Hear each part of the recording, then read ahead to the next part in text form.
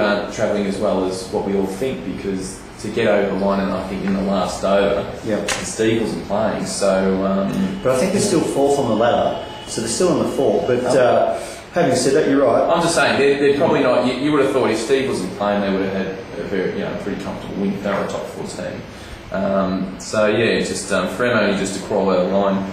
They might not be travelling as well as what we all think, or what their ladder position shows anyway. Okay, well, but yeah, I mean, in a tight race, good on them that they're still fourth, but probably to the other side of it, Page Park, crucial loss. Again, could have kept them, could have had them 5-2, but now they're 4-3. I think that's probably happened too, because everyone probably thought this game, they probably booked holidays pre-cricket season. Probably thought, well, we're not going to be back. We'll be back the next round, and because of obviously the grand final, so maybe that's why McConkey was on holiday. Yeah, well, you'd hope so, because it's your captain if he's going to. Yeah, well, it's knew the game was coming up, would be disappointing, wouldn't it? Yeah, it's a crucial result for LePage on the negative side. And in the final game of the season, or the round, I should say, Brighton Union made 4 for 220 off their 38 overs, and that was due to Aaron Gregory, top scorer with 61.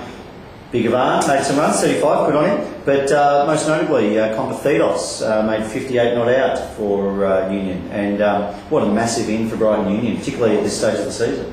For him to come in, before we start asking questions why, but they've probably got the most experienced top 5, probably 6 now in the comp. And they just with the exclusion of Gurdon from last season, but yeah. Well, he played the twos. He played the twos. Okay. Geez, I think they're probably travelling as well, besides United, as anyone else in the competition. And they're just getting the job done. That's resulting in them being second on the ladder. And they're 36, I think they're on 6-1. They've got 4 good quicks in the 2 openers of each Cove, JWC, and also Scorgy. And they've got their good spinners. So they've got a very balanced bowling attack as well. Yeah. But it's just that, Gregory maybe. Yeah. It's just sorry, what did I say? You just said the good spinner. You can give him a name. Oh, sorry, Bell. But I think the openers put on another 50 partnership. Gregory got runs this time. Kuzma missed out, I think, but they're just getting it done. That's right, and I guess the only question has been whether those blokes can knit together and have the synergy of playing as a team. And I think with Con back, I think that will be a healing process in regards to whatever happened in the off-season last year. Also, it'd be a huge injection of confidence to the guys. Now they'll be really thinking that they are a chance to get Bano, you got Scorchies and these guys. But, look, I'm not too sure what happened behind the scenes, but from the outside looking in, which is very easy to do and make assumptions, that, West Bend challenges. Well, no, just in terms of Con going. Oh, well, he got paid, I think, 10 grand last year. West Bentley are on their hands and knees. He played before Christmas. Yeah, I think round West 5. Yep.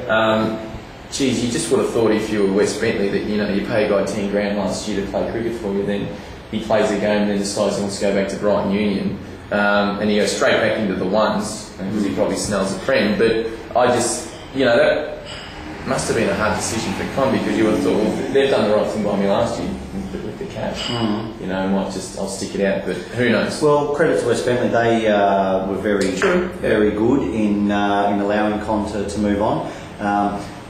Speaking to Chopper about it after our game, he was quite philosophical about it, saying, well, he didn't really set the world on fire for them last year. So as a result, they haven't really lost a player.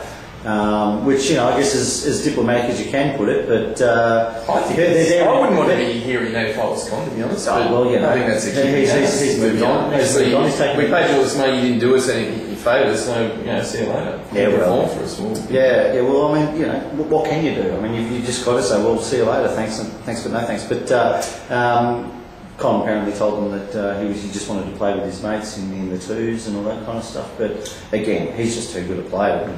Just playing with Congo Azides and just playing with his mates. Come on, that was never going to happen. Let's be honest. Well, Anyway, obviously not. I like Con. He's a good guy and he's a very good cricketer. But it's just how these things change. A year ago, getting big bucks, and all of a sudden he's back there. But I guess the only bloke who's probably dirty about that is Chris Kelly. But anyway, 4 for 220. Chris Kelly? He's West Bentley's president, who would have been influential in getting him across. But anyway, Brighton Union 4 for 220, and in reply, Mackie again missed out, 8 for 163.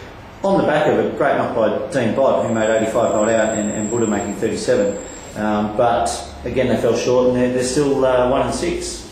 And languishing, I think, currently in 10th spot, but only a game above the bottom there. So look, a bit more fight. 160 against Brighton Union's not as bad as the last game they played Kingston Heath. They only made 110. So look, again with Mackie, it's just the how and the whys. Like, they must be really doing some soul searching down there, but. I'm looking forward. I think Brighton's already paid Bentley United this year, which I think Bentley United won pretty comfortably. So, that'll be a very good contest in the finals for sure. Indeed. So that's Longy Shield after round 7. We've got another one-dayer, which will be round 8. A&A play Cunning South, as we mentioned, so that means that we'll be back recording this next week. So hopefully you get a better result with the bat next week, Adam. Yeah, I hope so. Well, Harry's an umpiring, so I should be all right. All right. Was it Harry or was it Jeff? Who was that? He was quick drawing the call. I've never seen an umpire with his finger in the air quicker than that bloke. Yeah, no, Jeff, I can't recall his name. There was no sort of did a pitching line. It's just... His finger was up before a couple of appeals, that's right. But have a look at the scorecards on the internet, because I reckon there was more than half a dozen LBs. There were a few, absolutely. Yeah, they were in the air that day. So. Oh well, if they're out, you give them. But anyway, we'll see you guys next week. Thank you.